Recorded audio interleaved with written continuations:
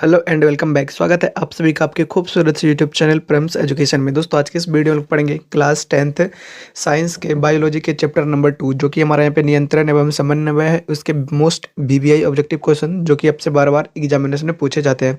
अगर आप लोग इस वीडियो में एंड तक रह करके इन सारे क्वेश्चन को याद करने की कोशिश कीजिएगा तो आप एग्जामिनेशन में एक भी क्वेश्चन मिस नहीं करेंगे, क्योंकि आज के इस वीडियो में उन सारे क्वेश्चन को बताने की कोशिश की जो कि आपसे एग्जामिनेशन में बार बार यहाँ पे पूछे जा चुके हैं। इसीलिए आप लोग इस वीडियो में एंड तक रह करके सारे क्वेश्चन को याद करने की कोशिश कीजिएगा। चलिए वीडियो को स्टार्ट करने से पहले वीडियो को एक लाइक जरूर कर दें। तो चलिए पहले क्वेश्चन की तरफ चलते हैं। तो हमारा यहाँ पे पहला क्वेश्चन है कि मानव में ग्राही ज्ञानेंद्रियों की संख्या कितनी होती है। तो इसके ऑप्शन है 2, 3, 4, 5। तो हमारा पहला का आंसर हो जाएगा डी, यानी कि 5। मानव में ग्राही इंद्रियों की संख्या कितनी होती है? 5। हमारा दूसरा क्वेश्चन, निम्नलिखित में से कौन से ग्राही ज्ञानेंद्रियां गंध का पता लगाती है। तो इसके ऑप्शन है शब्द संवेदी ग्राही, रस संवेदी ग्राही, घ्राण संवेदी ग्राही या दृश्य संवेदी ग्राही।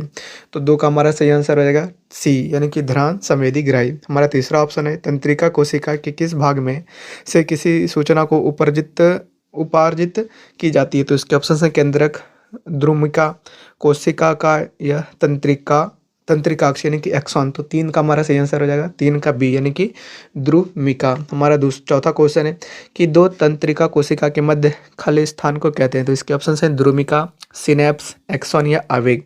तो हमारा 4 का सही आंसर हो जाएगा बी, यानी कि सिनेप्स कहते हैं। हमारा 5वां क्वेश्चन है कि मस्तिष्क में विभिन्न सूचनाएं किस रूप में संचित होती हैं। तो इसके ऑप्शन है चेतना, आवेग, उद्दीपन या संवेदना। तो हमारा 5 का यहाँ पे सही आंसर हो जाएगा 5 का सी, यानी कि उद्दीपन के रूप में संचित होता है। हमारा अगला छठा क्वेश्चन है कि मस्तिष्क उत्तरदायी है। तो इसके ऑप्शन है सोचने के लिए, शरीर का संतुलन बनाने के लिए, हृदय स्पंदन के लिए, इनमें से सभी। तो 6 का हमारा सही आंसर क्या हो जाएगा? 6 का हो जाएगा बी, यानी कि शरीर का संतुलन बनाए रखने के लिए। हमारा 7वां क्वेश्चन है कि मानव मस्तिष्क में कितनी जोड़ी कपाल तंत्रिकाएं होती है। तो इसके ऑप्शन है 8, 10, 12, 14। तो हमारा 7 का आंसर रहेगा सी, यानी कि 12 जोड़ी। हमारा 8वां क्वेश्चन है कि मस्तिष्क में अनैच्छिक क्रियाओं का केंद्र स्थित है। तो इसके ऑप्शन है अग्र मस्तिष्क में, मध्य मस्तिष्क में, अनुमस्तिष्क में या मेडुला में। तो 8 का हमारा सही आंसर हो जाएगा 8 का डी, यानी कि मेडुला में। हमारा 9वां प्रश्न है कि हमारे शरीर में सोचने वाले ऊतक हैं। तो इसके ऑप्शन है एपिथेलियल ऊतक, पेशी ऊतक, तंत्रिका ऊतक या संयोजी ऊतक। तो 9 का हमारा सही आंसर हो जाएगा सी, यानी कि तंत्रिका ऊतक। हमारा 10वां प्रश्न है कि मनुष्य के मस्तिष्क में सामान्य ऐच्छिक गतियों का नियंत्रण होता है। तो इसके ऑप्शन है प्रमस्तिष्क द्वारा, मध्य मस्तिष्क द्वारा या मेडुला द्वारा या अनुमस्तिष्क द्वारा। तो 10 का हमारा सही आंसर क्या हो जाएगा? 10 का बी हो जाएगा, यानी कि मध्य मस्तिष्क द्वारा।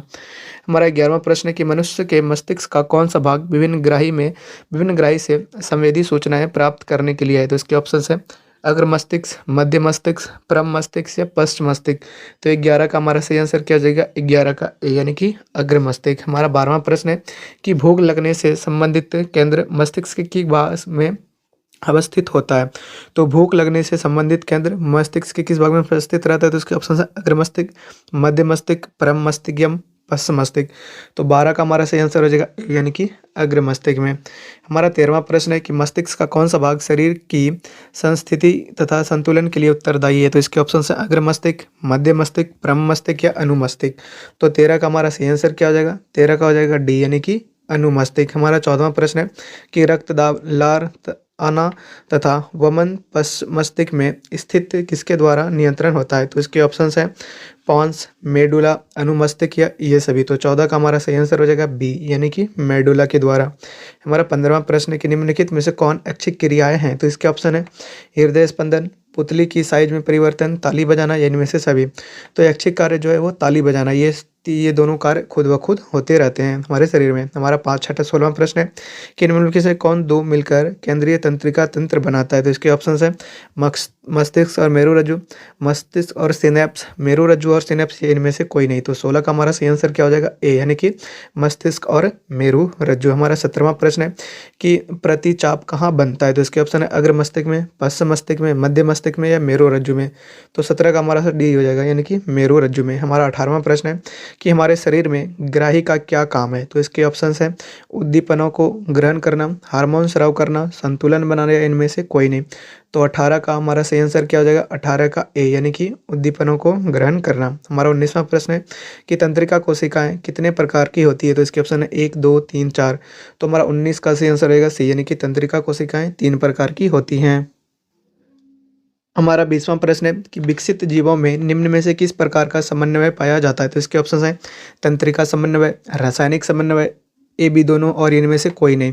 तो 20 का हमारा सही आंसर रहेगा 20 का सी, यानी कि ए बी दोनों, यानी कि तंत्रिका समन्वय और रासायनिक समन्वय दोनों होता है। हमारा 21वां प्रश्न है कि मेरु रज्जु की रक्षा कौन करता है? तो इसके ऑप्शन है खोपड़ी, रीढ़ की हड्डी, पसलियाँ, इनमें से कोई नहीं।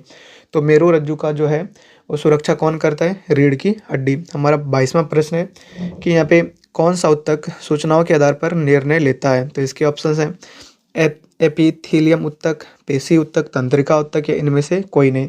तो 22 का हमारा सही आंसर रहेगा सी, यानी कि तंत्रिका ऊतक। हमारा 23वां प्रश्न है कि सभी जंतुओं में तंत्रिकीय नियंत्रण एवं आवेगों का वहन के लिए प्रयुक्त रचना की इकाई कहलाती है? तो इसके ऑप्शन है नेफ्रॉन, मेरुरज्जु, मस्तिष्क या न्यूरॉन। तो 23 का हमारा सही आंसर क्या हो जाएगा? 23 का डी, यानी कि न्यूरॉन। हमारा 24वां प्रश्न है कि निम्न में से कौन सी कोशिकाएं सबसे लंबी होती है? तो इसके ऑप्शन है अस्थि कोशिका, पेशी कोशिका, न्यूरॉन, या इनमें से कोई नहीं। तो 24 का हमारा सही आंसर क्या हो जाएगा? 24 का सी, यानी कि न्यूरॉन। 25वां प्रश्न है कि पौधों की जड़ों में वृद्धि किस अनुवर्तन गति का उदाहरण है? तो इसका ऑप्शन है प्रकाश अनुवर्तन, जलानुवर्तन, गुरुत्वानुवर्तन, या इनमें से सभी। तो 25 का हमारा सही आंसर आ जाएगा सी, यानी कि गुरुत्वानुवर्तन। हमारा 26वां प्रश्न है कि प्रवाह के अग्रभाग में संश्लेषित होने वाले निम्न में से कौन सा पादप हार्मोन है? तो इसके ऑप्शन है ऑक्सीजन, एड्रीनालिन, जिब्रेलिन्स, या साइटोकानिन। तो हमारा 26 का सही आंसर क्या हो जाएगा? तो हमारा 26 कहाँ पे सही आंसर है? ए, यानी कि ऑक्सीजन। हमारा 27वां प्रश्न है कि तीव्र गति से कोशिका विभाजन के लिए उत्तरदायी पादप हार्मोन कौन सा है? तो इसके ऑप्शन ऑक्सीजन, साइटोकाइनिन, एबिस एब्सिसिक अम्ल, या इनमें से सभी। तो 27 का हमारा सही आंसर क्या होगा? 27 का बी, यानी कि साइटोकाइनिन। हमारा 28वां प्रश्न है कि पत्तियों के मुरझाने के लिए कौन सा पादप हार्मोन उत्तरदायी है? तो इसके ऑप्शन है ऑक्सीजन, साइटोकाइनिन, एब्सिसिक अम्ल, या एथिलीन। तो 28 का हमारा सही आंसर हो जाएगा सी, यानी कि एब्सिसिक अम्ल। हमारा 29वां प्रश्न है निम्नलिखित में से कौन सा फल पकाने के लिए प्रयुक्त होते हैं? तो इसके ऑप्शन ऑक्सीजन, साइटोकाइनिन, एब्सिसिक अम्ल, या इनमें से कोई नहीं। तो 29 का हमारा सही आंसर क्या हो जाएगा? डी, इनमें से कोई नहीं। आप लोगों को कमेंट करके बताना है कि फल पकाने के लिए हम कौन से अलग प्रयोग किसका हम उपयोग करते हैं, ठीक है। हमारा 30वां प्रश्न है कि बीज रहित पौधों का उत्पादन के लिए उत्तरदायी हार्मोन है? तो इसके ऑप्शन है ऑक्सीजन, साइटोकाइनिन, जिब्रेलिन्स, या ए सी दोनों।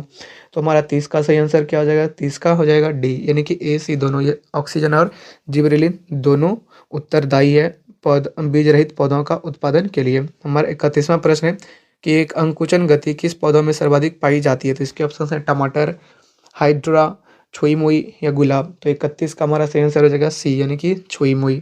हमारा 32वां प्रश्न है कि प्रोह प्रकाश की ओर मुड़कर अनुक्रिया कर किस अनुवर्तन का प्रदर्शन करता है? तो इसके ऑप्शन है जलानुवर्तन, रसायनानुवर्तन, प्रकाशानुवर्तन, या गुरुत्वानुवर्तन। तो हमारा 32 का सही आंसर क्या हो जाएगा? 32 का हो जाएगा सी, यानी कि प्रकाशानुवर्तन।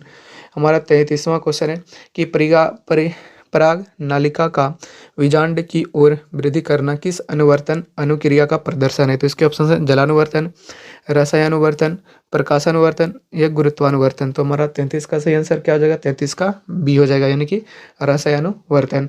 तो दोस्तों आज की इस वीडियो में आपको यहाँ पे चैप्टर नंबर जो हमारा 2 है नियंत्रण एवं समन्वय, उसके मोस्ट वीवीआई ऑब्जेक्टिव क्वेश्चन को पार्ट 1 को आज के इस वीडियो को बताया। अगर आप लोग इसके पार्ट 2 को देखना चाहते हैं तो इस चैनल को सब्सक्राइब करके इस चैनल से जुड़ जाएं, क्योंकि हम कुछ दिन बाद ही इसके पार्ट 2 को भी लाएंगे।